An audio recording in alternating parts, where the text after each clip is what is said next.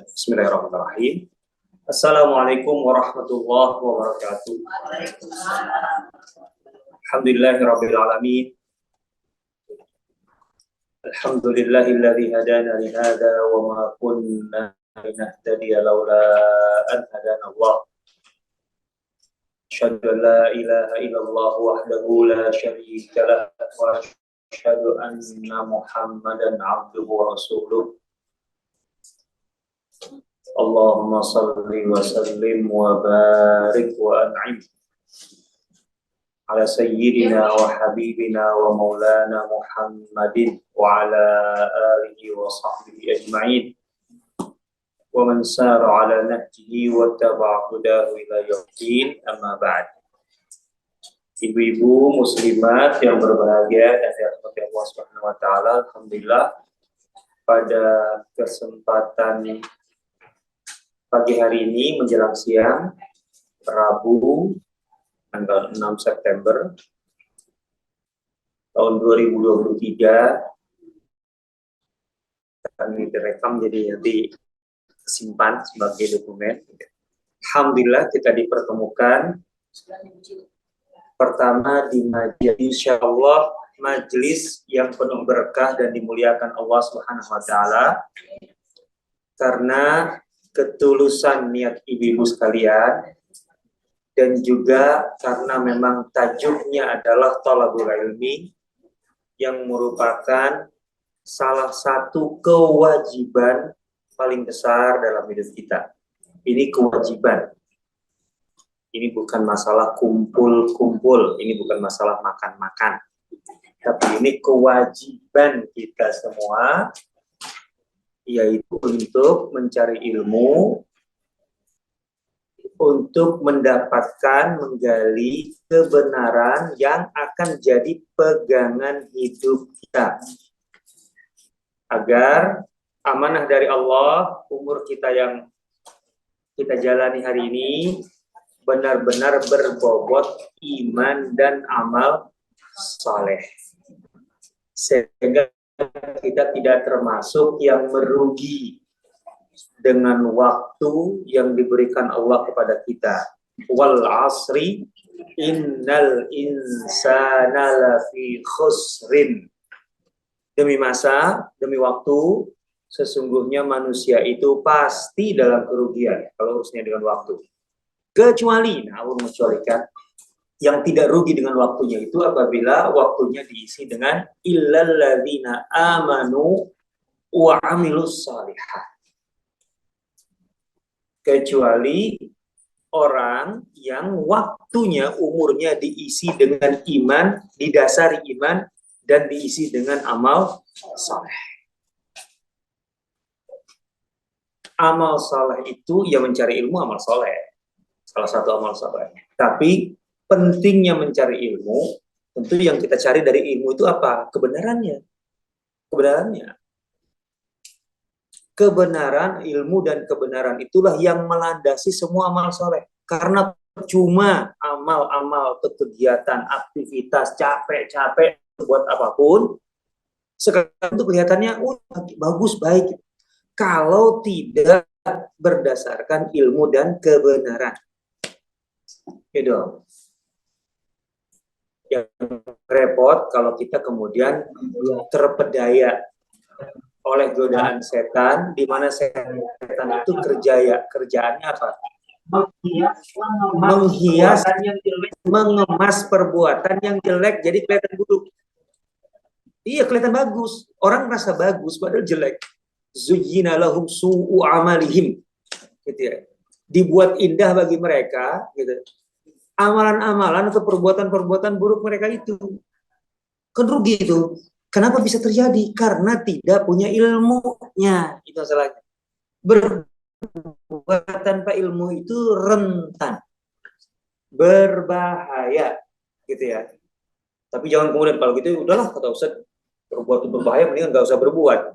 Nggak usah berbuat, ya semakin parah lah, nggak punya apa-apa. Nggak punya investasi. Mau menghadap Allah nggak punya modal, berani lah. Harus berani dong. Harus berani menghadap Allah dengan modal. Itu maksudnya. Mau tidak mau harus menghadap Allah kita. Siapa yang tidak menghadap Allah? Ada yang merasa tidak dihisab nggak? Ada sih. Kelakuannya menunjukkan tidak merasa dihisab. Hidupnya ngaco. Itu kan orang hidup ngaco itu kan seenaknya gitu. Gunung dimakan, terus apa lagi? Itu kan menunjukkan kayak nggak dihisab aja itu. Kalau dihisab mah nyolek-nyolek yang kecil-kecil aja takut. Nah, kita bukan harus, pasti menghadap Allah. Pasti menghadap Allah. Walaqad ji'tumuna furada kama khalaqnakum awwala marrah. Kalian. Wahai manusia, akan menghadap kepadaku satu persatu. Diadili sendiri yang berani. Nggak ada pengacara, nggak ada pembela, nggak ada saksi yang memberatkan, menguatkan. Yang ada saksi yang bisa memberatkan. Al-yawma tukallimuna aydihim. Bahkan tangan kita aja malah justru bisa memberatkan kita. Wa arjuluhum, kan, kaki-kaki mereka. Kita punya apa kalau tangan kita aja kemudian bisa jadi lawan kita di pengadilan itu? Punya apa kita? Aduh, mudah-mudahan kita semua selamat ya. Amin ya Allah. Mudah-mudahan kita dilimpahi rahmat Allah ya, dinaungi rahmat Allah, gitu ya. Karena mengerikan tuh, mengerikan. Laqad ji'tumuna furada, kalian akan menghadap aku satu persatu, sendirian. Kaum salah warahmatullah. Kalau datang bisa berduaan, tapi nanti menghadap Allah sendirian. Sampai Allah gambarkan, kalau nggak sadar seperti apa, coba. Sama khalaqnakum awwala marrah, seperti ketika kami ciptakan kalian. Ketika kami ciptakan kalian, emang ketika berojol bareng langsung berdua? Hah? Ya kan satu-satu, masa kalau kembar langsung berojolnya dua. Bukan kondisi yang sangat langka. Satu, kedua, masalahnya bukan sekedar brojolnya. Kan brojol itu kan masing-masing kemudian ibarat kata dengan urusannya sendiri, diurusi juga sendiri-sendiri, masalahnya beda-beda. Kembar siam aja yang nempel tetap aja itu dua jiwa yang berbeda, perlakuannya juga nggak bisa sama, ya kan? Nah, kan dapat sekalipun. Ya iya dong, orangnya beda, nafsnya beda. Wa nafsi wa masawaha. Allah. Ini ibu sekalian, menghadap Allah Subhanahu wa taala, bukan menghadap lagi, dihadapkan. Kita tuh ditarik gitu. Enak kalau menghadap mah kan ada yang mau, ada yang nggak mau gitu. Enggak. Di dalam situasi yang mengerikan di mahsyar itu, di mana waktu manusia di mahsyar atau masa durasi lama sekali di mahsyar itu. Jangan pikir sebentar. Mahsyar itu lama. Ya. Mahsyar itu lama. Banyak kejadian di mahsyar.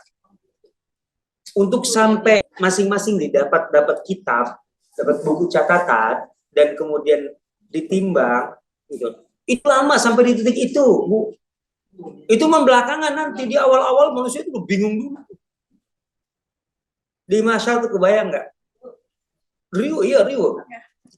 Ada seseorang gitu, yang kemudian memanggil-manggil, ayo kesinilah, ke telagaku. Subhanallah. Di mahsyar itu ada telaga. Bukan Kausar. Kausar itu nama sungai di surga. Kalau Kausar itu sungai di surga. Itu sungai yang diberikan Allah kepada Rasulullah. Jadi milik Rasulullah Kausar itu. Inna a'tainakal Kausar. Kausar itu nama sungai di surga dan di dalam surga. Itu milik Rasulullah SAW. Milik Rasulullah. Nah, aliran sungai itu nanti itu akan diantaranya akan ke Al-Kautsar, akan ke Mahsyar. Sehingga ada yang tertampung di telaga di Mahsyar dan telaganya besar. Kata Rasulullah SAW dari Makkah ke Ailah itu sekitar 1.500 km. Artinya dari sini sampai ke Lombok telaganya. Tapi Mahsyar itu jauh lebih besar dari itu masalahnya. Jadi itu air memang airnya air dari telaga Kautsar. Dari sungai Kautsar. Tapi sampai di Mahsyar. Oke. Nah, kejadiannya ini sebelum dihisab manusia. Rasulullah memanggil-manggil, kemarilah umat. Yang tidak berhak itu akan dihalau oleh Rasul dan malaikat. Kalian buka. Oke, siapa yang diakui oleh beliau sebagai umatnya hari itu? Itulah yang paling bahagia. Kenapa? Karena ini sebenarnya bisa dikatakan bekal awal untuk menjalani masa mahsyar. Dan ini tanda baik pertama. Siapa yang diberi kesempatan diizinkan oleh Rasulullah SAW untuk meminum air dari telaga di mahsyar itu haud. Haud itu telaga. Fala yadma'u abadan, maka dia tidak akan pernah lagi merasa haus setelah itu. Siapa yang tidak ingin menghadapi, menjalani masa mahsyar yang menakutkan itu dengan ini kan sebenarnya yang bisa dikatakan penenang pertama, yang menenangkan pertama kali sebelum dihisab yang mengerikan itu. Dan tidak semua bisa minum. Enggak, tergantung Rasulullah SAW. Ada yang dibolehkan, ada yang didahulukan, artinya yang dapat VVIP ada. Ketika VVIP sedang diberi, yang lain dihalau dulu. Bukan, nanti kalian. Ada yang kemudian diberi setelah VIP itu, gitu. Tetapi bukan berarti semua orang akan minumnya, enggak. Hanya yang berhak. Dan hanya yang diizinkan oleh Rasulullah SAW, karena beliau adalah pemiliknya. Beberapa hari, tepatnya Kamis, Jumat, Sabtu, Ahad, Senin. 4 hari sebelum Rasulullah meninggal, Rasulullah pidato terakhir kali. Kata Rasulullah, inni baina aidikum farad. Itu pidato terakhir kali Rasulullah SAW sudah diikat kepalanya, sudah betul-betul mah badannya. Kata Rasulullah, aku akan mendahului kalian. Aku akan meninggal lebih dulu dari kalian. Inni baina aidikum farad. Wa inna mau'idakumul haud. Dan aku tunggu kalian. Kalian di sini bukan hanya sahabat, tapi seluruh umatnya. Aku tunggu kalian di pinggir telaga. Wa inni la anzuruhu ilaih min maqami hadza. Dan saat ini aku melihat dari tempat berdiriku ini. Beliau ditujukan oleh Allah. Aku tunggu kalian di sana. Ya Allah, kita ditunggu loh. Kita ditunggu beliau. Masalahnya itu milik Rasulullah dan hanya orang yang diizinkan oleh beliau, dan kalau meminumnya maka tidak akan pernah haus untuk selama. Ini. Ayo. Nah, ini yang harus kita hayati begitu. Ya. Inilah yang mendorong kita untuk tidak menunda-nunda amal saleh. Agar kita punya bekal, punya modal pertama kali. Dengan modal dan bekal ini kita bisa diakui sebagai umatnya Rasulullah SAW. Karena pengakuan itu mahal.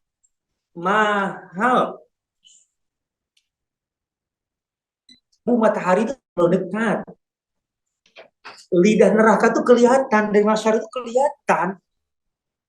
Dan sirat itu terbentang.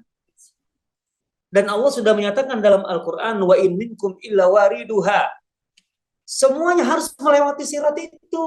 Semuanya. Masalahnya ada yang selamat, ada yang tidak. Tidak bisa tidak. Harus melewati itu.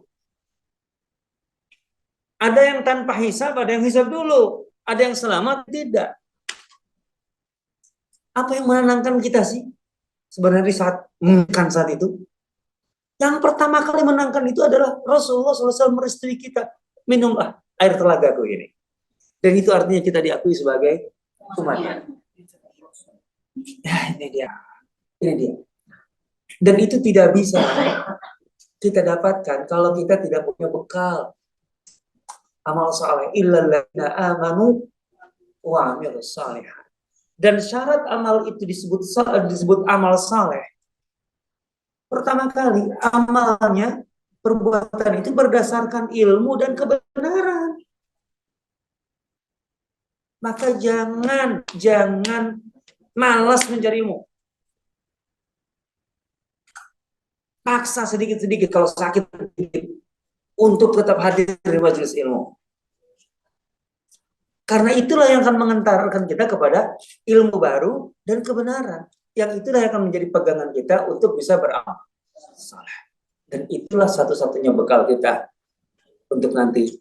Ya Allah, di tengah hidup itu, semua manusia akan telanjang saat ini. Enggak usah dibayangin macam-macam. Jangan usah dibayangin. Artinya jangan dibayangin hari ini kita hari ini. Rasulullah SAW yang menyatakan, yuhsyarun nasu yawmal qiyamati hufatan, uratan ghurlan. Di mahsyar itu manusia akan dikumpulkan. Hufatan, tidak beralas kaki. Uratan, tidak berbaju. Ghurlan, tidak disunat. Udah jangan dibayangin.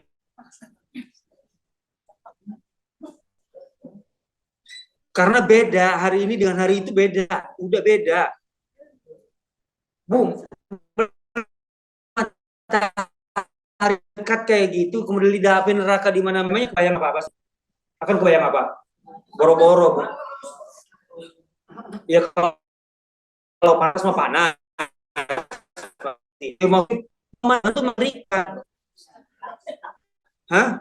Di tengah gedung kebakaran? Nggak mungkin kan? Kalau dia tahu kebakaran bisa jadi dari kamar mandi langsung lari dia. Iya kan? Ini sekarang. Lah ini neraka. Lidahnya kelihatan, siratnya membentang. Mau gimana? Udahlah, jangan dibayangkan. Artinya sangat menakutkan. Kebahagiaan pertama itu ketika Rasulullah SAW memanggil umatku, kemarilah, minumlah. Itu dulu. Karena itu pertanda pertama. Pertanda untuk selamat. Tapi tetap masih ada proses memang. Susah. Ya, dah. Sambil menunggu karena ini sambil menunggu yang belum datang. Jadi saya mau kodimah dengan itu. Iya, oh itu mau kodimah, iya betul. Emang mau kodimah sebentar? Enggak harus sebentar kan mau kodimah. Baik. Nah, supaya pada semangat ngaji gitu loh. Itu maksudnya. Jangan kemudian, wah kita mah kan udah emak-emak, udah nenek-nenek. Lah emang kalau nenek kenapa? Gitu loh. Justru kita dengan, ya kita tidak tahu umur. Tapi kan susah lah kalau terlalu optimis dalam arti harapannya, saya masih 50 tahun lagi kok Ustaz. Gitu. Susah gitu ya. Enggak menutup kemungkinan, tapi susah lah. Indonesia paling tua berapa sih? Sekarang hari ini yang datanya yang tertua berapa? Jangan rata-rata, enggak di Indonesia. 100 sudah jarang. Ya artinya maksud saya ibu-ibu kalau 50 tahun lagi makan kayaknya nggak nyampe ya. Sama sampai lah gitu.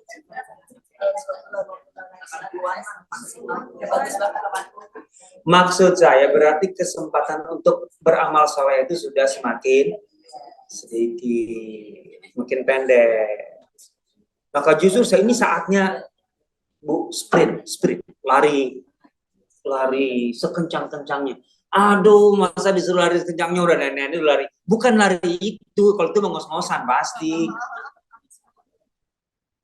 Sekarang tinggal punya apa, bisa apa, itulah yang kemudian dioptimalkan betul untuk amal soleh yang, nah, amal solehnya kan banyak. Pilih yang paling tinggi-tinggi, yang paling berbobot. Karena nggak mungkin semua bisa dikerjakan kan. Makanya harus punya gambaran harus punya daftar mana amal soleh paling tinggi. Iya, puasa itu yang paling tinggi, yang berbobot paling tinggi gitu. Jangan semua dikerjakan. Ya.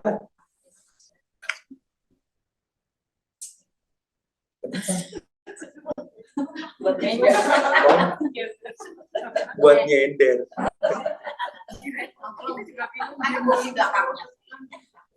Katanya salah satu masalah tauhid itu bersandar hanya kepada Allah lah, jangan kepada makhluk. Benar itu. Baik. Apa tema yang akan kita bahas hari ini? Kita ingin belajar tentang keteguhan kaum wanita yang menjadi model kita, teladan kita, yaitu sahabat-sahabat Rasulullah SAW yang wanita. Kenapa keteguhan? Ini hari ini saya sering dengar isu-isu ini. Ustaz, sekarang ini bahasa yang paling muncul tuh anak-anak tuh insecure gitu. Terus apalagi apa sih yang mirip-mirip gitu? Mental health. Terus apalagi healing. Terus apalagi? Gak tahu kenapa sekarang. Ya pokoknya gitulah yang kayak gitu. Saya nggak tahu, ya Allah, saya itu nggak milenial amat ya. Tapi di hari-hari di kenyataan ini memang cukup mengerikan. Ya. Anak-anak muda kita tuh sekarang kayak rapuh gitu loh. Cengeng gitu loh menghadapi tantangan hidup itu. Terus kemudian ketika ada masalah bla bla yang itu terkait dengan dirinya, itu selalu menyalahkan faktor luar.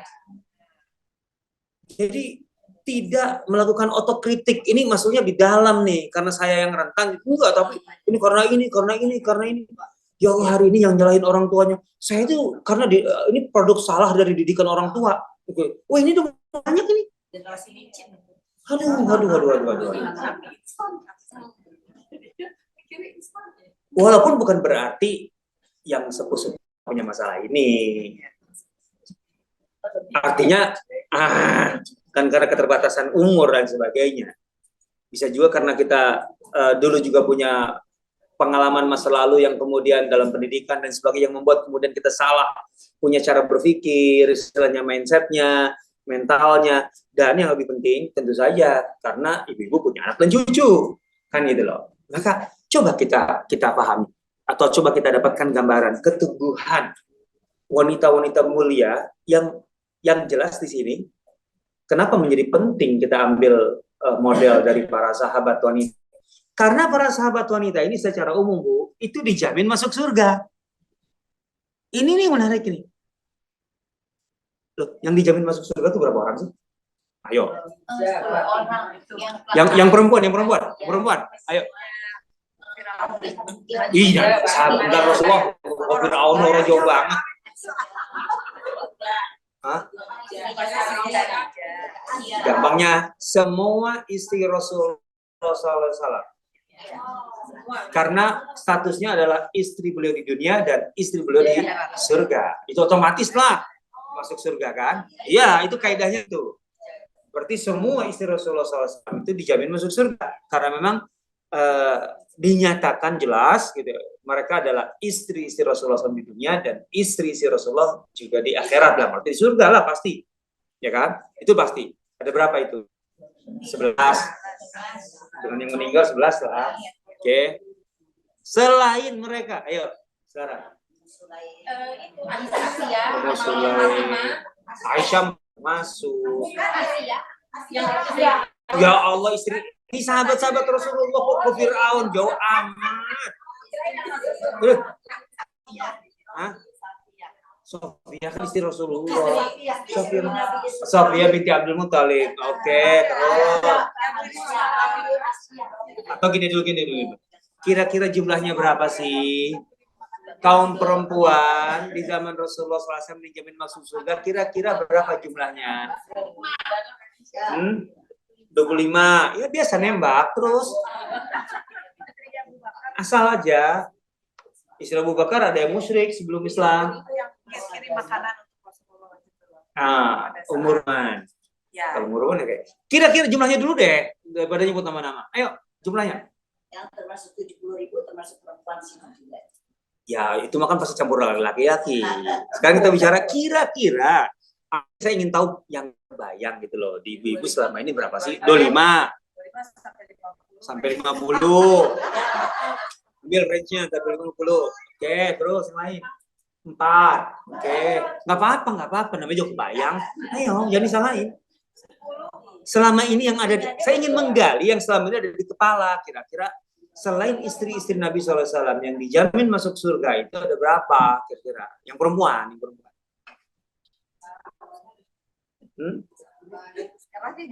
Tahu. Saya tahu, kalau ibu nggak tahu, saya tahu. Cuman yang kebayang di kepala masing-masing berapa? Masa susah amat ngeluarin? Ini kan 25 sampai 50, 20, 25, 40. Ayo, berapa? Munculin aja. 9.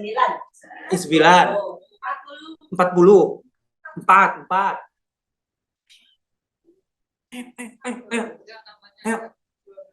Ayo. Ih, pada pelit amat. Rahmat Allah itu sangat luas. Kalau kita aja masih optimis, apalagi mereka. 70. Naik, angkanya naik. 125. Ya naik nggak apa-apa. Ini kan sebenarnya bayangan baru kan. Dari awal juga kurang lebih gitu. Wah. Kenapa? Google. Nah, itu artinya ada di kepala Google. Jumlahnya ribuan.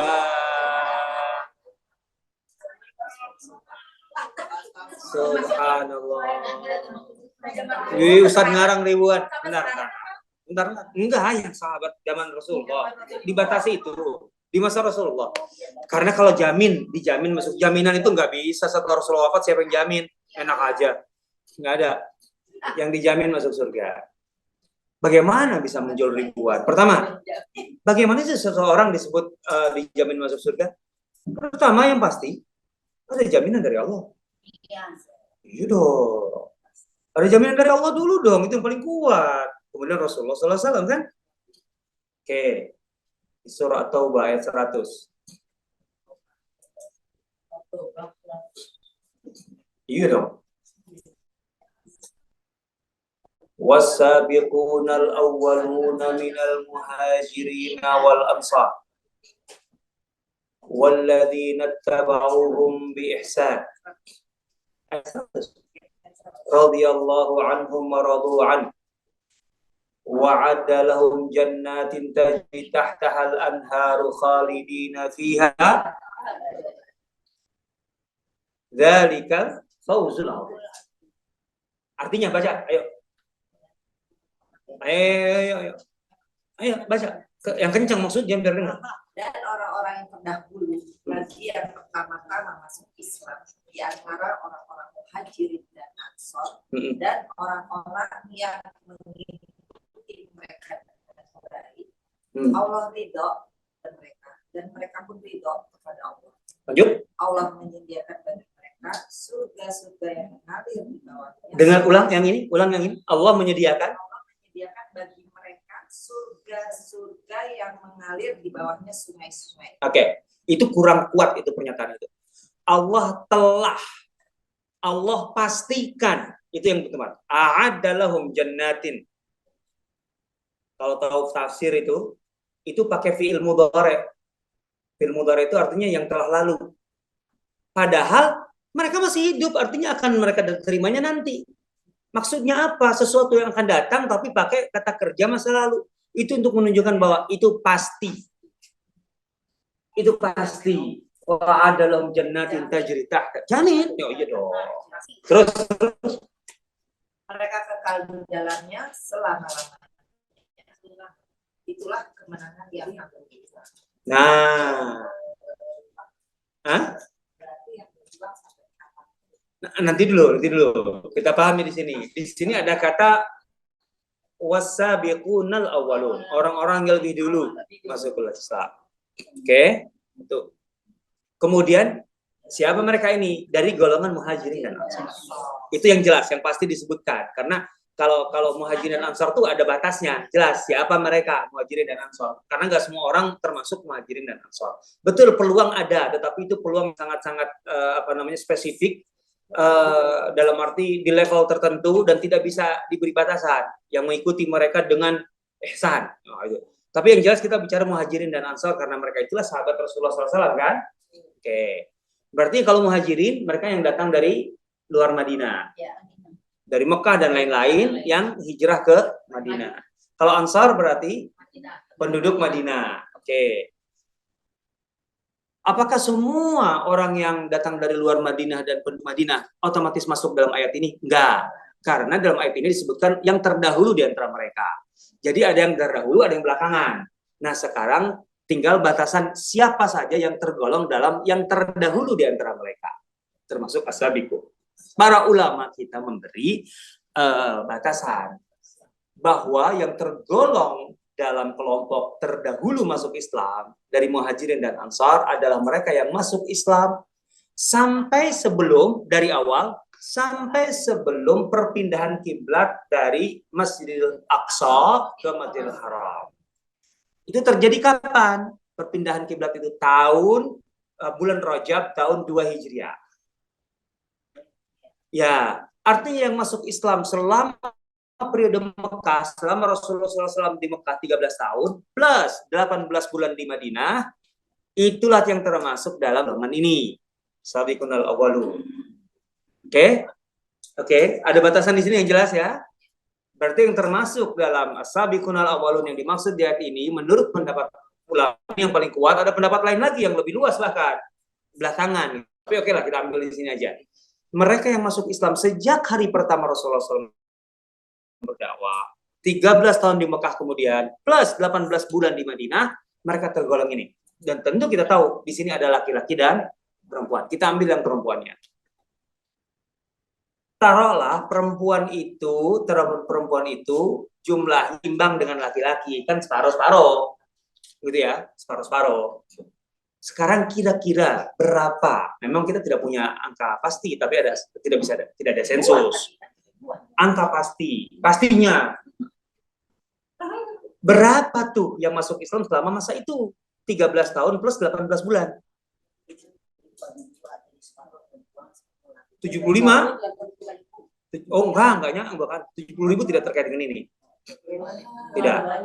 Tidak kaitan. 70.000 terbuka sampai hari kiamat. Cuman masalahnya kuotanya udah habis sekali. Ya udahlah, itu mah terlalu istimewa, Bu. Kita KW satunya juga nggak apa-apa. Oke. Yang hijrah, yang muhajirin itu jumlahnya sekitar 200 orang. Muhajirin ya. Enggak, tetap. Sampai saat itu ya, 13 tahun plus 18 bulan, 200 orang. Tapi yang Ansar itu udah ribuan. Ya, 200-an saat itu. Tapi yang Ansar sudah ribu. Nggak bisa dipastikan berapa ribu persisnya. Tapi angka yang mendekatinya, gitu ya. Kalau kita ambil perang Badar itu terjadi hanya sekitar Rajab, Sya'ban, Ramadan 2 bulan setelah itu. Di perang Badar itu berapa pasukan? 300 sekian. Tapi 300 itu tidak mencerminkan total kekuatan pasukan kaum muslimin. Karena Rasulullah SAW itu membuka pendaftaran sukarela. Yang ikut, yang nggak ikut. Kalau kita ambil patokannya ke Uhud saja, sebenarnya ya, di Uhud saja ada 700. Artinya sebenarnya mendekati itu angka itu, gitu ya, 700. Oke. 700 itu bukan total penduduk Madinah, itu yang menjadi tentaranya doang kok.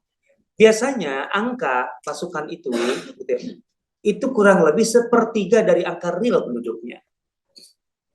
Jadi taruhlah penduduknya itu waktu itu di kisaran, bukan yang sudah masuk Islam 2000-an lah. Taruhlah kita ambil maksimal di 2.500 sampai ke 3.000 maksimal kita ambil.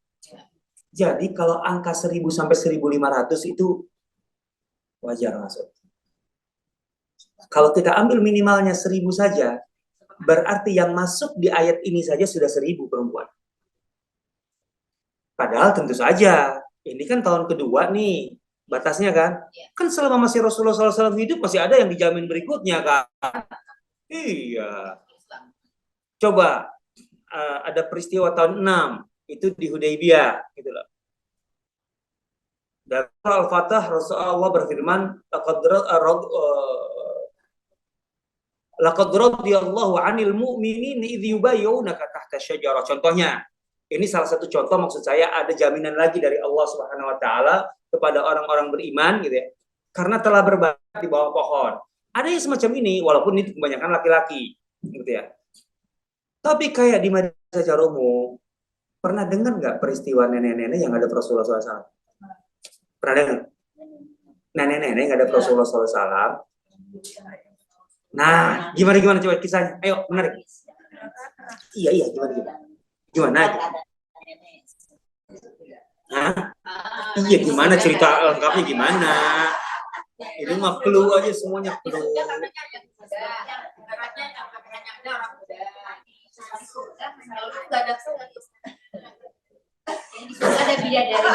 Bu, masalah soal hidup itu bukan satu sahabat keberadaan Rasulullah SAW untuk bertanya hal-hal yang sampai nggak kebayang oleh kita, sampai ada yang penasaran atau beberapa orang, bukan satu orang, aku tuh di surga atau di neraka gitu, pengen gitu.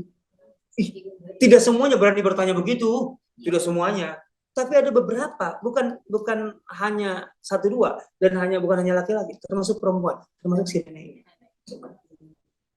Jadi ini kan termasuk masuk Islamnya kan otomatis setelah belakangan. Artinya umurnya sampai titik itu kan lebih banyak di masa jahiliyah kan.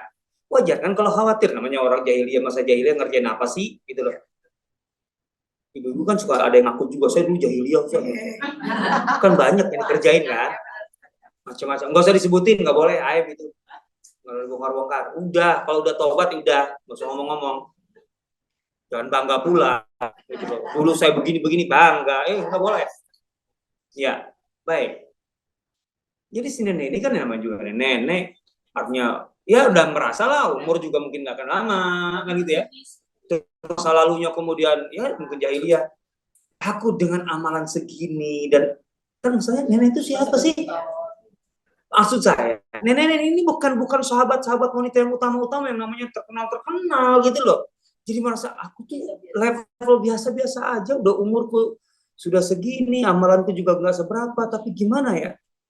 Dia akhirnya memberanikan diri menghadap Rasulullah SAW. Pertanyaan itu langsung menonton. Aku di surga atau neraka? Ya Allah.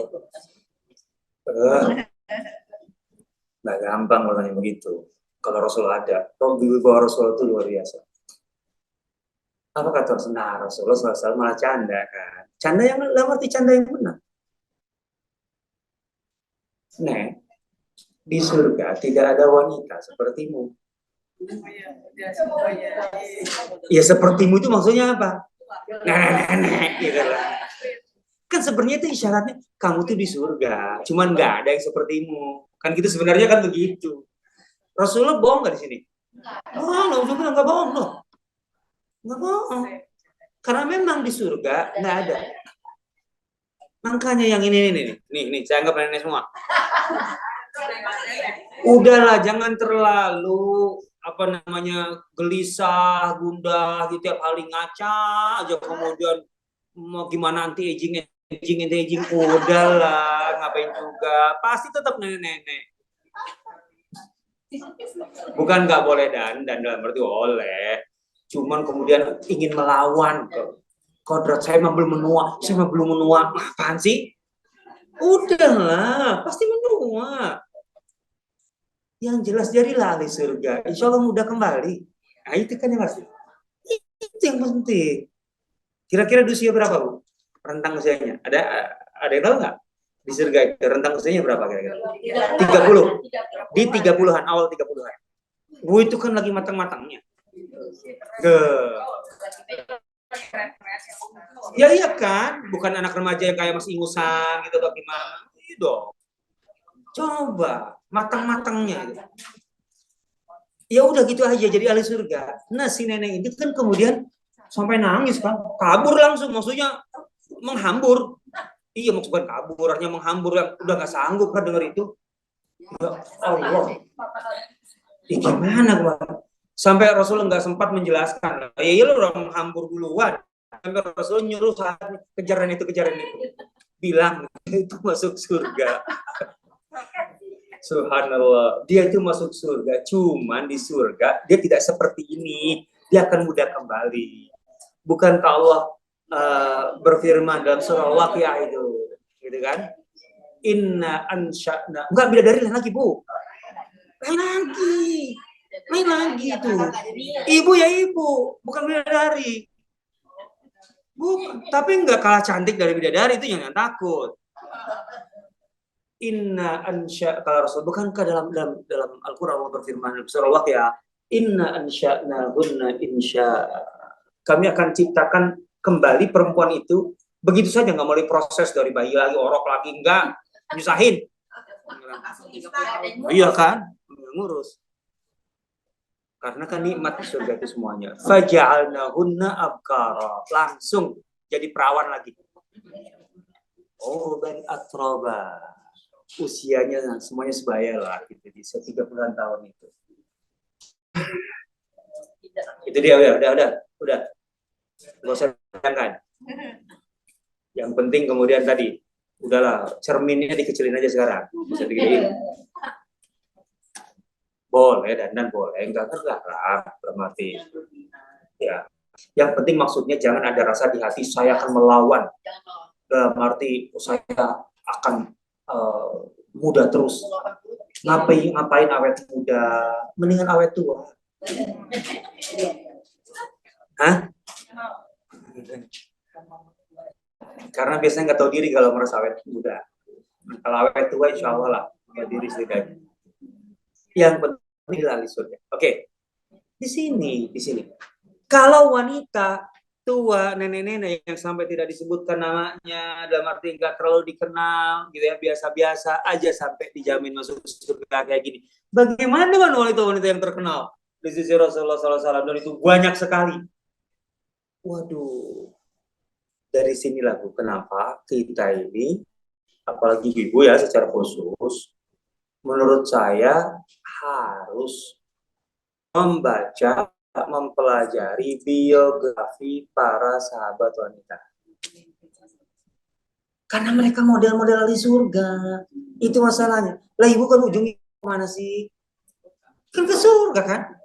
Ini mah kan nggak perlu ditanya, nggak perlu dibilangkan, nggak perlu diumumkan. Saya mau ke surga.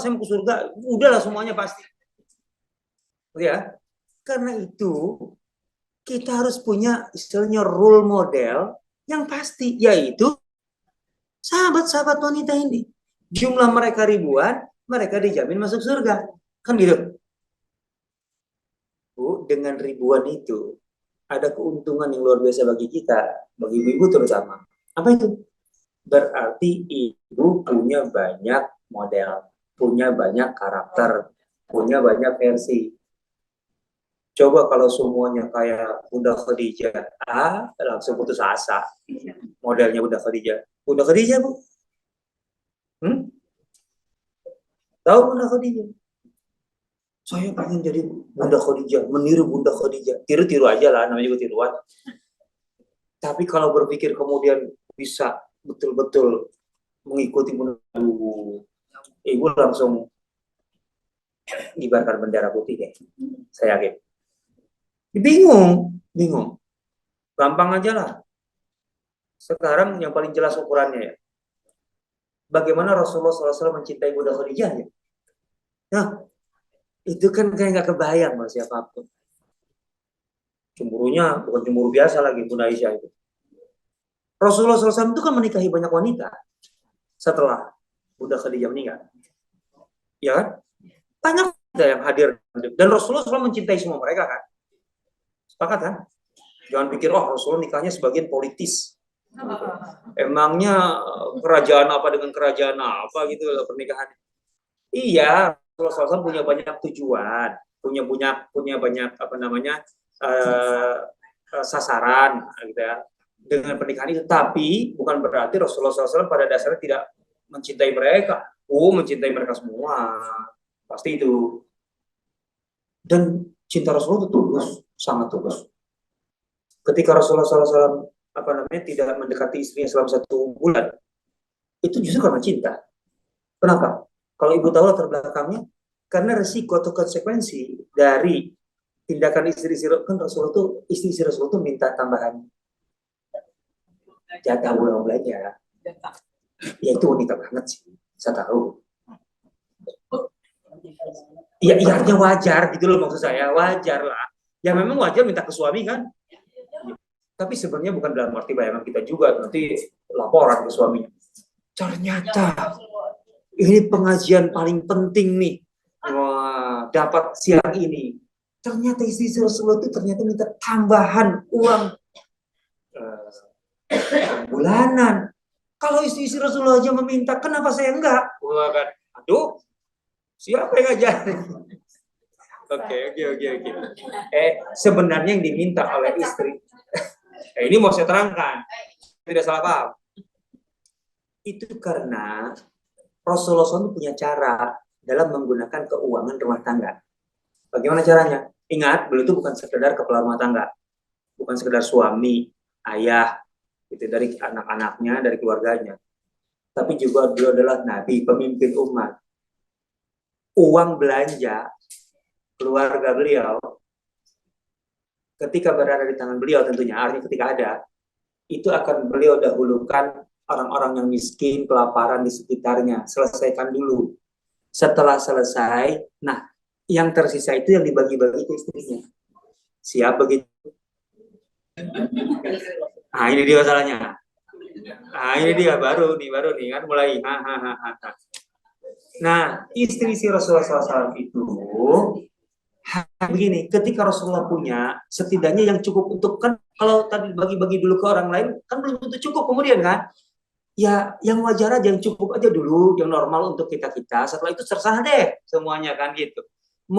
Artinya mau mengubah cara penggunaan keuangan keluarga.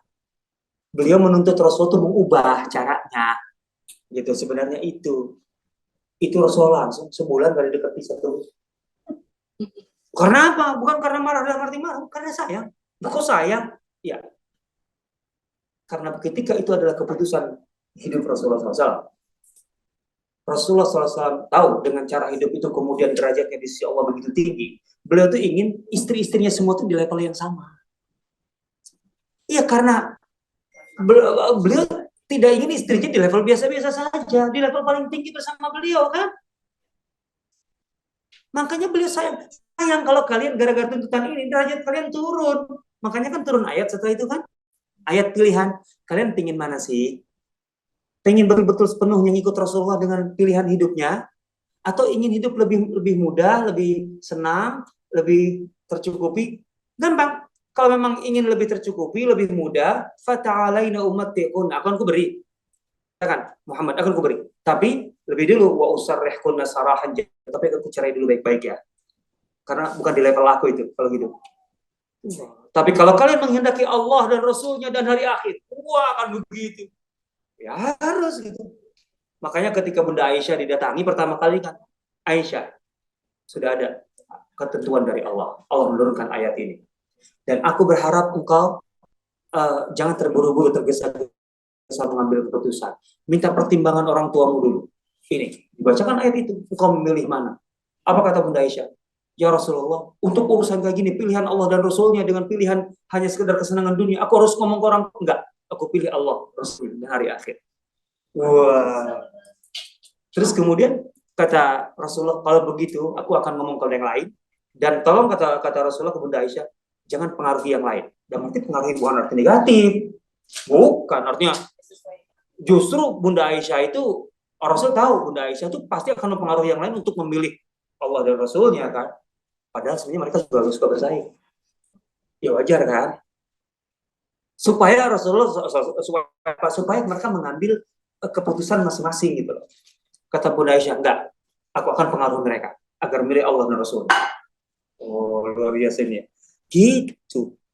Nah, itu karena sayang. Karena kalau mereka kekeh gitu ya, dengan permohonannya atau tuntutannya, anggaplah tuntutannya, mereka akan turun level. Turun level. Rasulullah nggak mau, istrinya turun level, mau, ayo di level aku. Gitu. Tapi kan berat ya. Berat. Ibu mau di level mana? Sih, pertanyaannya. Ini harusnya saya kasih tahu suaminya nih.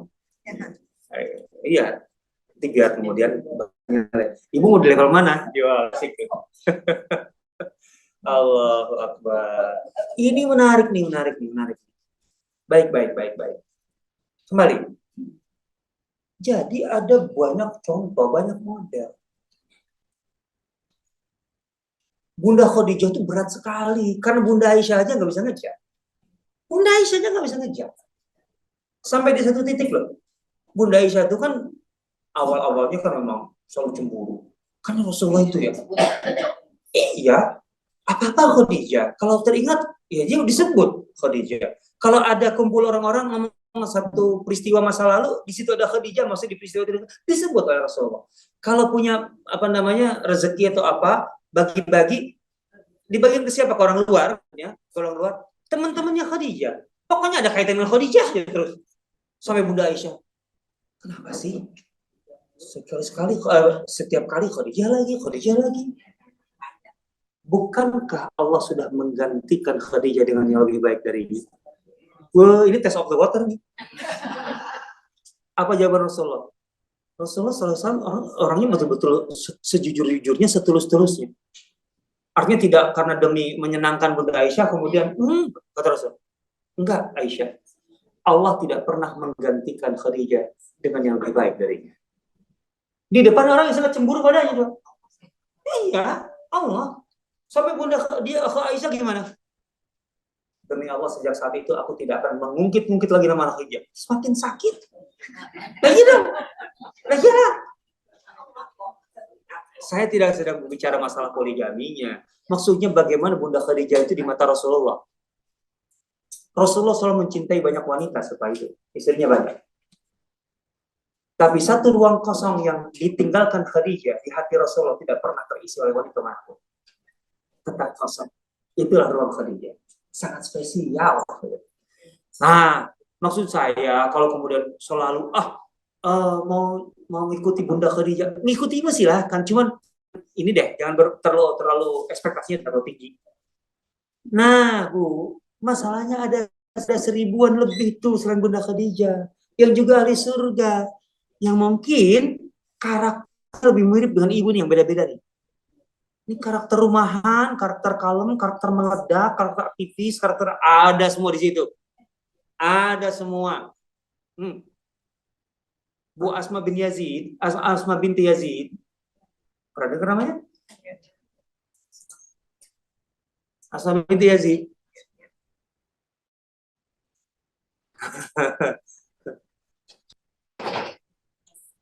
Itu membunuh 9 tentara musuh dalam perang Qadisiyah. Ayo. Dengan tiang penyangga kemahnya. Artinya ketika musuh karena begitu besar, itu sempat mendesak ke kemah. Dan itu kemah perempuan, bahaya kan? Kalau kemudian perempuan ditawan, itu bisa melemahkan pasukan. Asma binti Yazid itu langsung mengambil tiang, menghantam 9 dihabisi menit. Total. Maksudnya yang aktivis sampai level nikah. Ini levelnya. Ini tentara reguler loh, tentara terlatih loh yang dihantam. Ya itu dia. Ya yang penting. Kalau aktivis sampai di level nikah maksud saya kan gitu. Wah, otomatis kan ketegarannya kebayang nggak? Ya gas gimana kalau orang panik mah nggak mungkin lah. Gitu. Oh, jelas. Ya bahwa dia berada di satu peristiwa perang gitu ya, yang begitu mengerikan aja itu sudah membutuhkan mental tersendiri. Ya kan ibu tahu ngapain nih? Istilahnya kalau sekarang, demonya hebat, saya di situ gitu. Jangan kan gitu. Baru demo. Ini perangnya melawan Persia. Ada di situ. Sekalinya kemudian musuh mendesak sampai ke kemah, hati-hati nih, jangan sampai masuk ke area perkemahan kaum wanita nih, bahaya. Langsung ambil tiang, dihantam 9 mati. Ya maksudnya kalau yang aktivis-aktivis, ya baca ini. Asma binti Yazid. Ya. Kemudian yang berpikir atau punya berpikir dengan jernih, kemudian kemampuan berargumentasi, berdebat, ada Khawlah binti Sa'labah yang sampai diabadikan dalam Al-Quran, Al-Mujadilah. Siapa sih Mujadilah itu? Khawlah binti Sa'labah. Al-Mujadilah itu artinya apa? Wanita, gitu ya. Al-Mujadilah apa? Apa artinya Mujadilah? Orang-orang enggak, itu wanita, satu orang. Al-Mujadilah. Wanita yang berbantah argumen dengan Rasulullah SAW. Sebenarnya kalau diterjemahkan berdasarkan faktanya itu Khawlah binti Sa'labah. Khawlah. Anak saya nomor 1 itu. Khawlah. Khawlah, anugerah. Binti Sa'labah.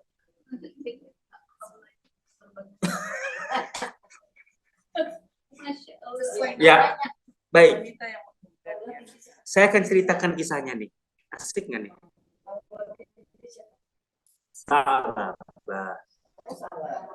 Bu, boleh menggugat, boleh. Tapi sebenarnya bukan menggugat Rasulullah, membantah. Karena Rasulullah selalu ngasih solusi begini, dia, ya Rasulullah nggak begitu, gitu loh. Kejadian itulah yang kenapa nggak menggugat suaminya sebenarnya.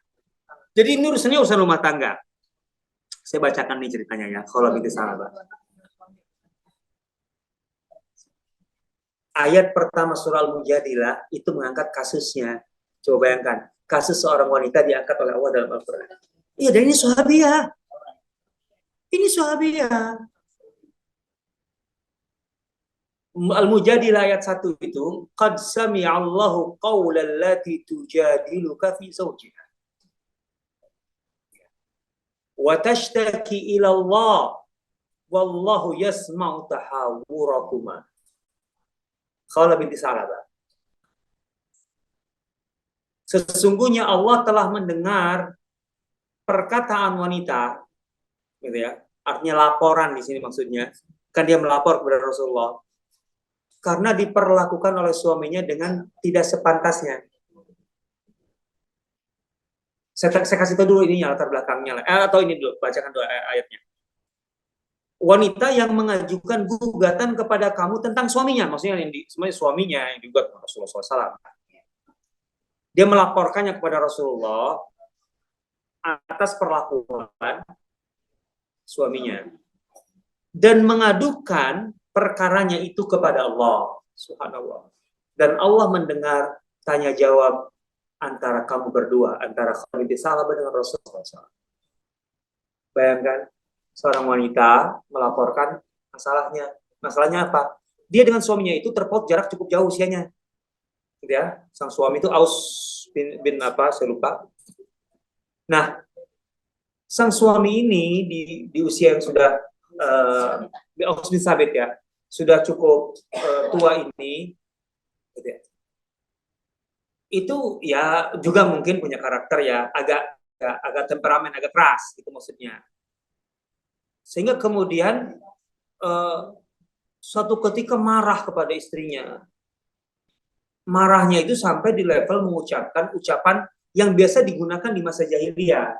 Ketika seorang laki-laki mabok hebat ke istrinya. Anti minni kawahri umbi. Kamu bagiku sekarang seperti punggung ibuku sendiri. Nah, ini kasus dalam fikih namanya zihar. Menyamakan istri seperti ibu. Ya, Dan tingkat tinggi maksudnya kan kazahri ummi, seperti ibu gitu. Ini biasa diungkapkan di jahiliyah. Cuman kan kalau dalam Islam ini belum menjadi hukum. Hukumnya baru sekarang nih, baru gara-gara ini kemudian turun hukum gitu loh. Ini asbab nuzulnya bahkan.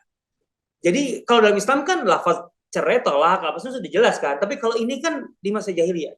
Cuman kalau secara pesan jelas. Nah, si suami sih nyesal juga gitu loh. Khawlah tidak terima jelas. Karena ini terkait dengan banyak hal lah, termasuk anaknya, masa depannya, macam-macam lah, gitu loh. Dia datang kepada Rasulullah, Rasul ini keputusannya gimana? Suami itu udah tua, tapi gini-gini, marah-marah. Aku diperlakukan pokoknya, ada juga ya sahabat yang suka marah. Ya ada aja manusia. Mana sih? Yang penting mah mereka itu taubatnya luar biasa. Itu yang bedanya dengan kita. Kalau masalahnya mereka juga suka marah, ya manusia lah. Karakternya itu makanya kalau ini kita tahu, ibu tahu, ternyata sahabat itu modelnya nggak kayak Bunda Khadijah. Bunda Khadijah kan nggak pernah cemberut dari Rasulullah kan, berani, sanggup.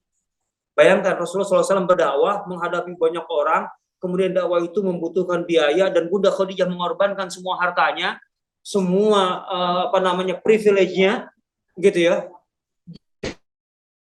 Dan nama itu Bunda Khadijah nggak pernah cemberut, sanggup nggak cemberut ke suami sekali tipe-tipe itu. Nah, oke. Jadi kemudian Khawlah binti Alabah itu mengadu kepada Rasulullah, gimana ini? Cek, kenapa? Oh, baterai? Enggak. Masih oke. Enggak apa-apa. Itu mungkin ini aja. Ya udah. Sa'labah. Nah, dia sampai bilang begini, wahai Rasulullah, ini di antara ungkapannya.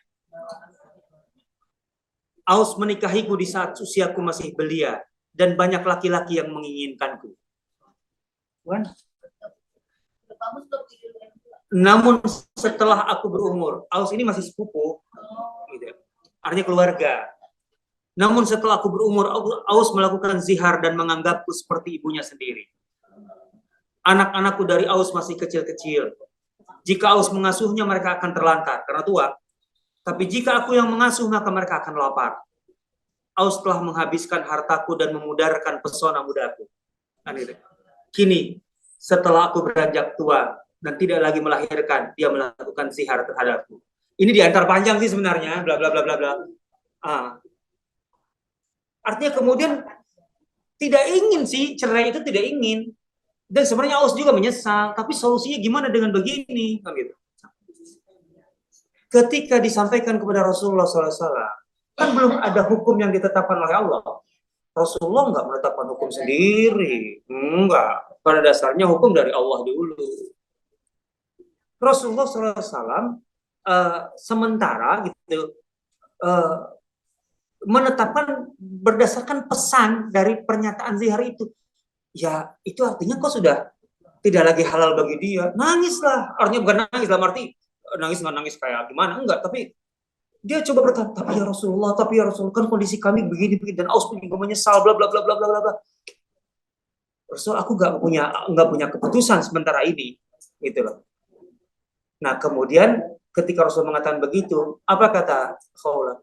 Kalau begitu ya Rasulullah, izinkan aku laporkan ini kepada Allah. Di situ juga nggak bubar dulu, nggak di situ juga aku laporkan kepada Allah. Bayangkan, hanya berapa saat Bunda Aisyah tuh kan ada di situ, cuman di ruang sebelah. Akhirnya Bunda Aisyah tahu kan, artinya bukan tahu, melihat gitu di situ. Kata Bunda Aisyah, Khawlah, diam. Rasulullah sedang menerima wahyu. Bunda Aisyah tahu persis kan, Rasulullah menerima wahyu itu ada tanda-tanda. Artinya Allah langsung menurunkan.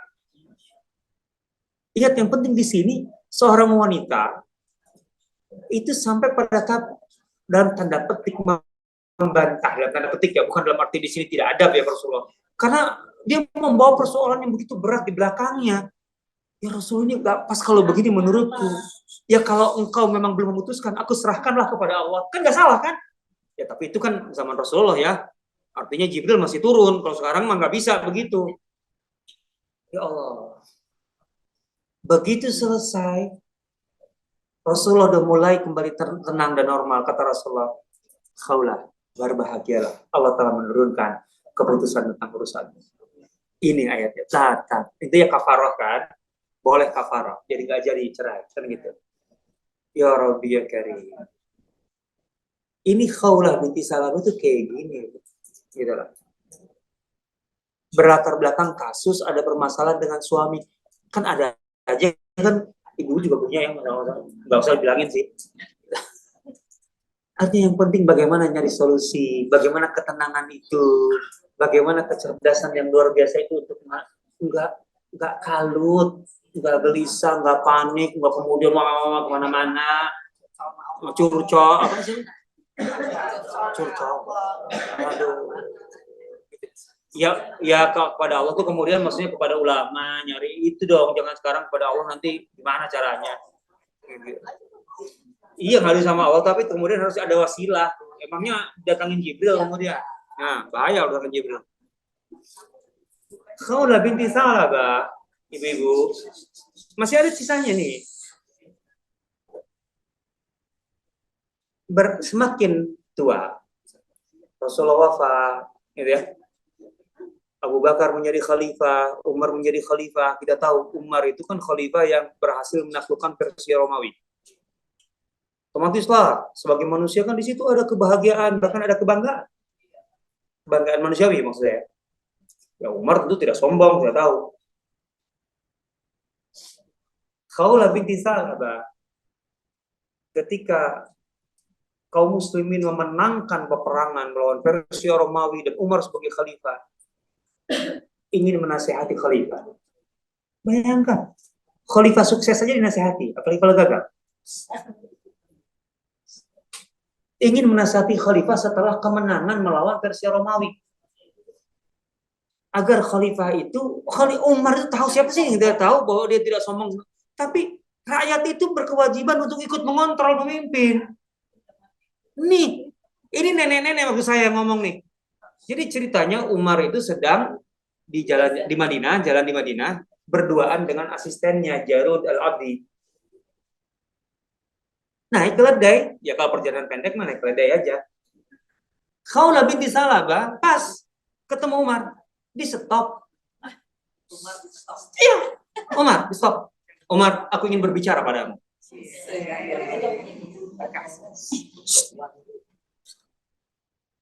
Apa kata Khawlah? Umar, masih segar dalam ingatanku saat kau dipanggil Umair, maksudnya Umar kecil, belum siapa-siapa. Kau menakut-nakuti anak-anak kecil dengan tongkatmu di pasar Ukas. Artinya masa lalu itu siapa sih? Kan gitu maksudnya gitu loh. Engkau tuh jangan merasa sekarang sih udah siapa. Di masa hari demi hari berlalu. Kau kemudian dipanggil Umar, dalam arti Umar besar. Setelah masa Islam dan hari-hari pun terus berlalu, kini kau dipanggil Amirul Mukminin, sang pemimpin tertinggi. Umar, takutlah kepada Allah dalam mengurus rakyatmu. Ketahuilah, siapa yang takut terhadap ancaman Allah, maka segala yang jauh akan didekatkan padanya.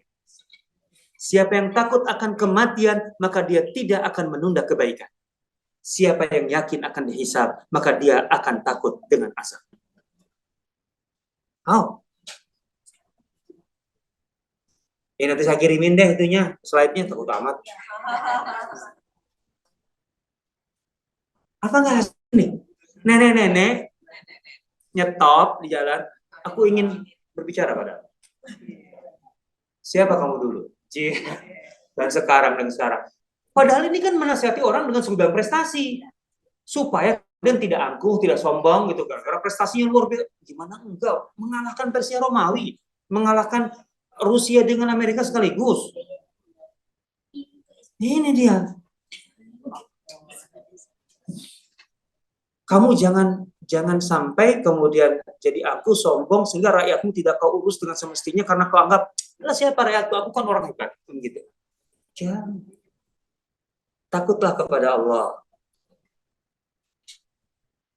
Karena siapa yang takut kepada Allah, maka Allah akan mendekatkan yang jauh menjadi dekat kepadanya. Kan gitu urusan pemimpin itu kan. Gagal ini, gagal itu. Karena enggak. Misalnya kata orang Sunda, teka hontal. Enggak tergapai. Oh, yang dicontohin. Apa yang dicontohin? Ini kerjaan. Saya akan tutup dengan kisah Asma binti Abu Bakar. Oh iya, ini masih panjang sebenarnya. Nah, oke. Kan intinya panjang. Ini memang suka cerita dasarnya. Padahal sudah jelas. Oke. Kan bicara panjang. Tak. Al-Jarud al-Abdi. Ini bukan nggak tinggal dia tidak persis ngerti, tidak persis mengerti Khawlah binti Salabah. Gitu ya. Artinya tidak terlalu jauh mengenal gitu ya. Karena ini tabiin. Sampai Al-Jarud itu sebagai asisten merasa kasihan. Ini Umar, khalifah loh. Waktunya mahal. Di stop nenek diajak. Kan istilahnya kalau ala ini kan nasihat ini sudah biasa lah nasihat kayak gini kan gitu. Nah, juga di zaman itu kan. Tapi ketika Al-Jarud al-Abdi itu mengatakan, "Nek, sudahlah. Amirul Mukminin Khalifah masih banyak urusan. Artinya udah cukuplah segitu nasihatmu." Gitu ya. Berhentilah. Apa kata Umar? Jarud, diam kamu. Kamu tidak tahu siapa yang ngomong di depanmu? Khawlah binti Salabah. Yang ucapannya, kata-katanya didengar Allah dari atas 7 langit. Umar lebih pantas untuk mendengarkannya. Itu. Kan ayat pertama Mujadilah itu kan Allah telah mendengar, kan gitu. Itu Khawlah binti Salabah. Kata-katanya didengar oleh Allah dari atas 7 langit. Umar lebih pantas untuk mendengarkannya. Seandainya ya Allah aja dengar maksudnya gitu kan. Seandainya dia mau terus menasihatiku, aku akan terus mendengarkannya. Aku hanya akan memotongnya untuk sholat kalau memang datang untuk sholat, dan aku akan datang kembali untuk mendengarkan. Itu pemimpin tuh kayak gitu. Katanya Umar bin Khattab tuh ya itu Umar. Ya biasalah, tendensi saja kalau kayak gini itu. Padahal saya sedang menceritakan yang bagus-bagus. Allah. Ini. Gitu cerita. Sudah selesai kalau gitu. Sudah selesai. Nah, saya ingin mengungkapkan dialog Asma binti Abu Bakar, kakaknya Bunda Aisyah, ketika mengiringi kakaknya, mengiringi sang putra saat menghadapi di hari terakhir menghadapi musuhnya. Abdullah bin Zubair itu pernah menjadi khalifah, tapi kemudian dimusuhi luar biasa oleh Bani Umayyah dalam hal ini, dan terutama pemimpin mereka, gubernur Irak, Al-Hajjaj. Hajjaj itu kejam sekali. Mekah tadi waktu itu Abdullah bin Zubair di Mekah diserang habis-habisan, Ka'bah terbakar, ya, dikepung. Hari terakhir itu sudah betul-betul berat sekali. Abdullah bin Zubair waktu itu bersama ibunya Asma, karena dia yang mengurus ibunya, sangat berbakti ke ibunya. Asma waktu itu usianya hampir 100 tahun. Yo, siapa yang merasa nenek-nenek di sini? 100 tahun. Udah begitu buta.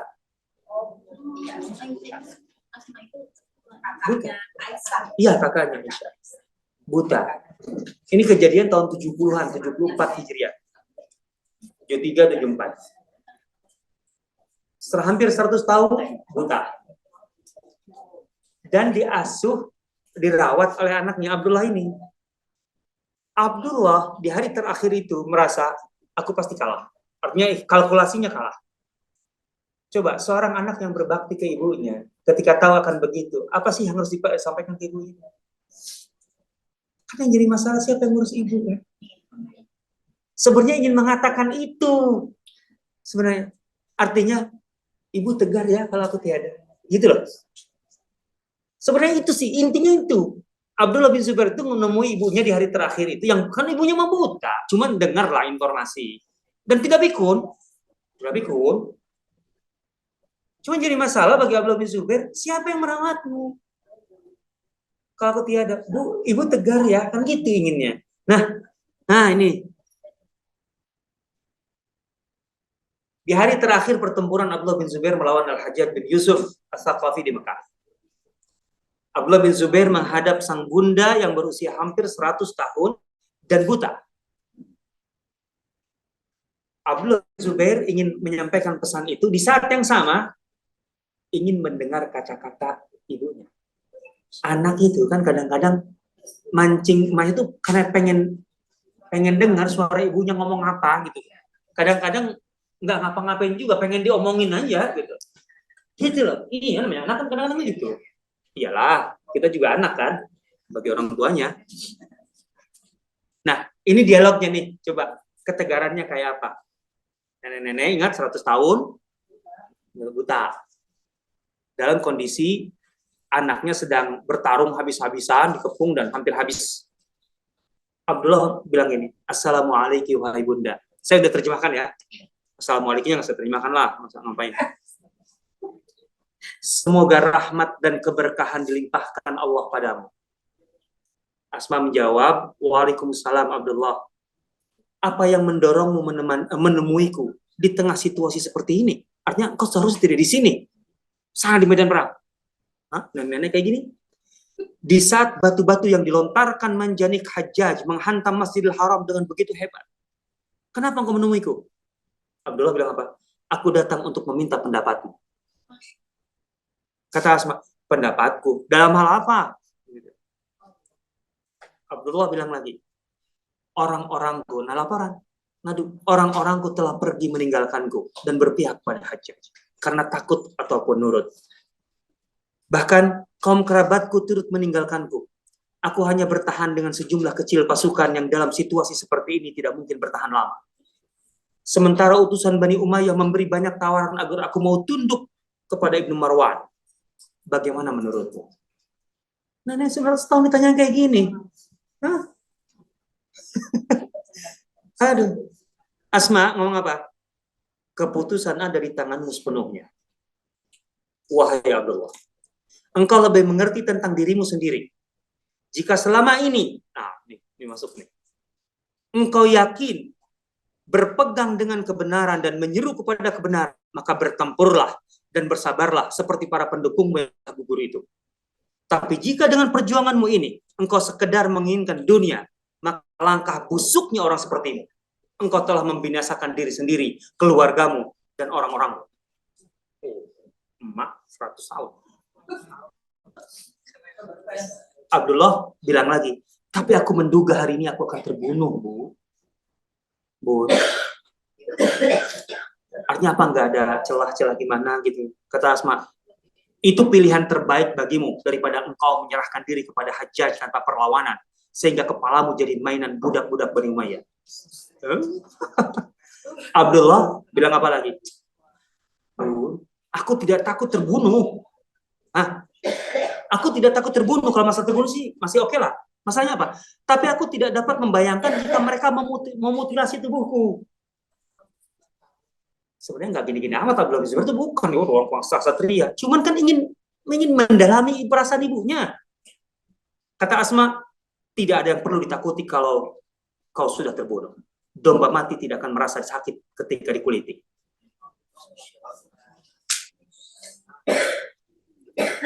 Abdullah berkata lagi. Coba lihat setelah ngomong kayak gitu, mendengar kata-kata ibunya, Abdullah kemudian mulai menjelaskan terus terang sebenarnya apa sih yang ingin dia dapat dari pertemuan itu. Kata Abdullah apa? Semoga keberkahan dilimpahkan kepadamu, Bunda. Sungguh berkah segala kemuliaanmu. Aku menemuimu dalam situasi seperti ini untuk mendengar semua yang Bunda katakan tadi. Tuh, pengen dengar. Gitu. Allah Maha tahu, aku tidak pernah gentar dan takut menghadapi musuh.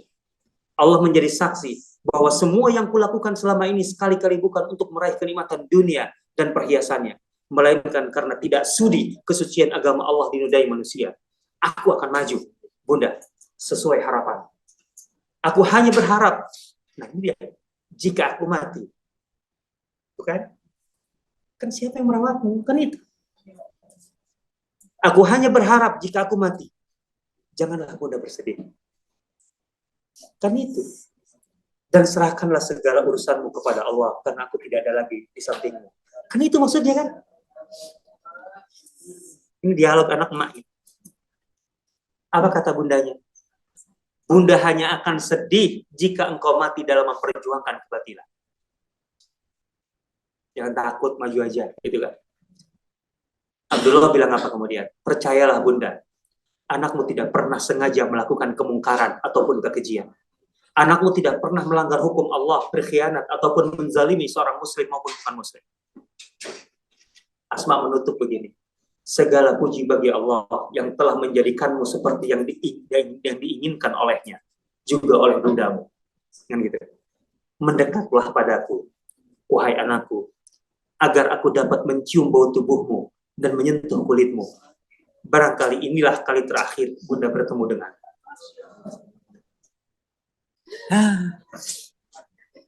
Mau apa?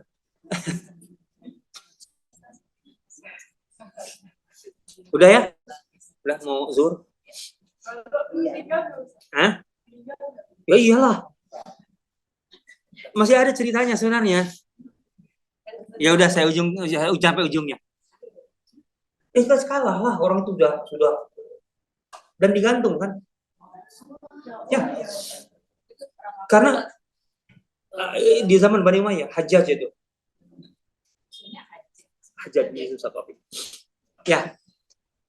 Digantung karena memang sengaja memancing para sisa pendukung Abdullah bin Zubair ini untuk mendekat, menurunkan, akan dihabisi kan, nggak ada yang berani menurunkan.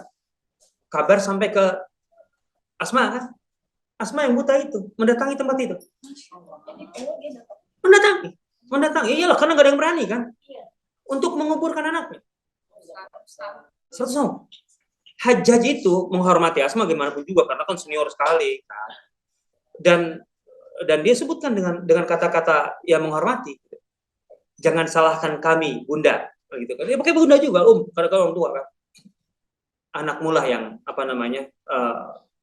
artinya menjerumuskan diri ke sehingga kemudian diperlakukan seperti ini. Apa kata Asma? Jangan pernah panggil aku ibu. Aku bukan ibumu. Aku ibu orang yang kau gantung itu. Kan gitu. Kemudian mengingatkan Hajjaj. Aku pernah mendengar Rasul berkata bahwa dari Sakif, kan Hajjaj itu dari Sakif, akan muncul dua sosok, pendusta dan Algojo. Dan kalau Algojo itu berani banget. Turunkan. Dan Asma yang mengubur. Itulah. Maka kalau insecure itu gimana sih? Aduh. Allahu Akbar. Dah, kisah-kisah seperti ini masih banyak. Walaupun beda kisah, tapi maksudnya dengan pesan-pesan yang sama, keteguhan ketegaran. Ada satu buku ditulis oleh Ibrahim Dasuki. Belum. Judulnya Sahabiyat Muharibat. Sahabat-sahabat wanita di medan tempur. Dan ada 26 orang, 26 sosok ada di situ. Jumain.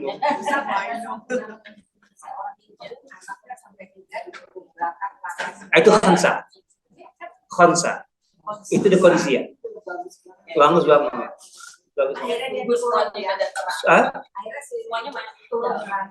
Ibunya enggak. Ibunya tetap hanya di kemah aja, enggak terjun, enggak.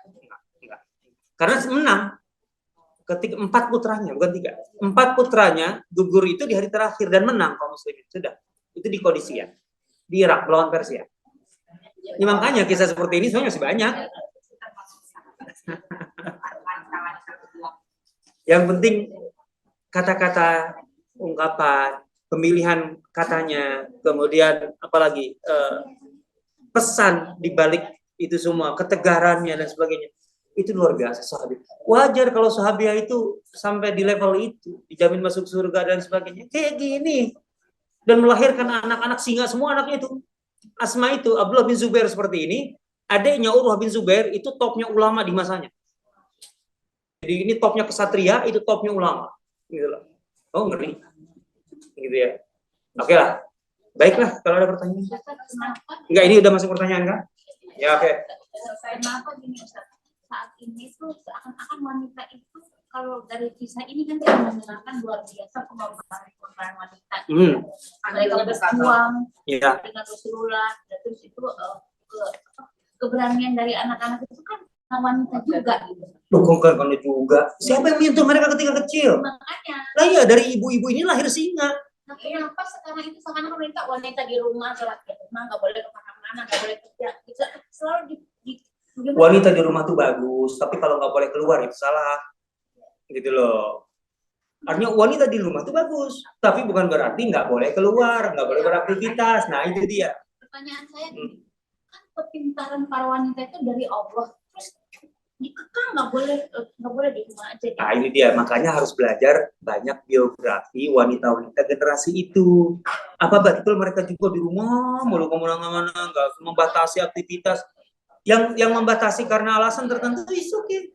Pada dasarnya memang wanita di rumah, tetapi bukan berarti membatasi aktivitasnya di keluar. Enggak. Selama dalam bingkai syar'i benar dibenarkan, banyak. Makanya ini tadi buku tadi itu menjadi penting. Kenapa? Setidaknya di buku itu ada 26 sahabiah, istri Rasulullah dan sahabat-sahabat wanita di masa Rasulullah yang ada di medan perang. Medan perang itu medan paling beresiko bagi wanita. Terbunuh, ternodai kehormatannya, ada semua di situ. Artinya resiko lain itu lebih rendah dari ini maksud saya, gitu loh. Gitu loh. Jadi kalau kemudian dilarang itu keliru. Gimana orang sahabi aja di medan perang kok? Gitu loh. Gitu. Misalnya kita perempuan suruh cari ilmu, dia dapat ilmu, tapi untuk aktivitas nggak terus gimana? Ya makanya sekarang yang jelas boleh dan nggak boleh itu laki-laki juga ada yang nggak boleh, ya kan? Kawin sama laki-laki kan nggak boleh. Iya, contohnya kan gitu. Ada juga yang nggak boleh laki-laki.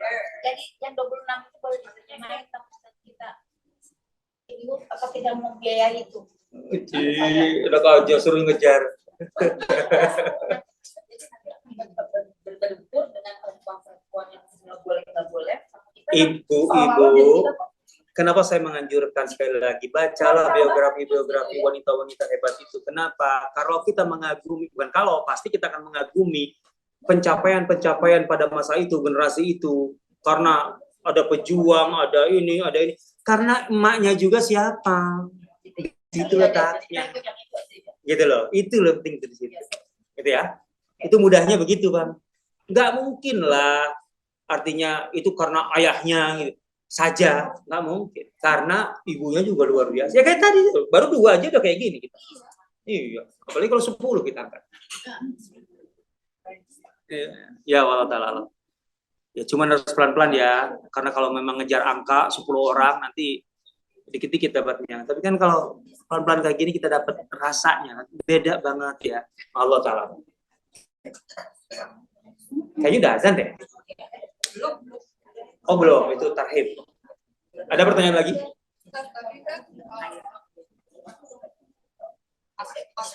Asma. Khawlah, Asma berdua. Asma binti Yazid dulu. Itu kan langsung ngomong sama Rasulullah. Betul. Nah, kita juga kan diajarkan bicara dengan yang berpengalaman tidak disarankan malah kan ada yang pakai hijab. Kalau ini tampaknya enggak. Justru Bunda Aisyah yang pakai hijab. Artinya di ruangnya terpisah dengan hijab itu. Kan ada Bunda Aisyah kan ini di rumah Rasulullah, di dalam rumah ini, bukan di luar. Ya, itunya enggak. Ya artinya itu bukan berarti mutlak, dalam arti enggak hukumnya haram untuk tanpa hijab gitu kayak itu. Enggak. Banyak kok tuh Umar dengan masa pakai hijab di tengah jalan dengan Khawlah binti Salabah tadi. Ya nggak mungkin lah. Mau naik. Enggak lah. Enggak lah.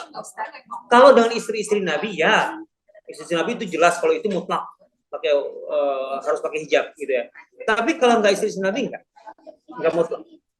Gitu. Aja kan Itu dia makanya kadang-kadang saya pernah saya pernah di depan belakang banget. ada dalam satu kamar. Makanya baca. Dulu suami gitu banget apa sih? Enggak. Sahabiah di satu majelis dengan laki-laki, cuman masalahnya depan belakang gitu. Ya, ada jarak iya, tapi nggak sampai kemudian ekstrim gitu loh. Enggak. Bahkan ada seorang wanita yang bertanya kepada Rasulullah SAW, kemudian yang laki-laki menjelaskan siapa yang bertanya itu. Bahkan kemudian kulitnya kayak gini, agak kemerahan. Loh, kalau nggak kelihatan nggak mungkin dijelaskan gue itu kemerahan. Kira-kira dari apa yang diambil kok bisa sampai seperti itu? Mereka ngambil dari Al-Quran. Ya itulah makanya sekarang ketika ada dalil, pertama bagaimana penerapannya, gitu loh, itu penting. Ya istri Nabi kan itu memang khusus hukumnya. Ya nggak bisa dong, itu memang khusus. Kalau itu khusus. Iya, karena memang lastuna ka hadim dan nisa, kalian tidak sama dengan wanita manapun. Kan itu dasar. Iya. Enggak. Artinya nggak wajib pakai penutup dan nggak melanggar kalau kemudian tanpa penutup gitu. Betul kita harus menjaga hal-hal, tapi bukan berarti sampai se ekstrim itu. Prakteknya enggak kok. Enggak, ya iyalah. Total. Ya, betul. Ya. Oke, sepertinya tidak ada lagi. Alhamdulillah. Karena kalau sudah mulai ada yang masuk ke mulut memang agak beda.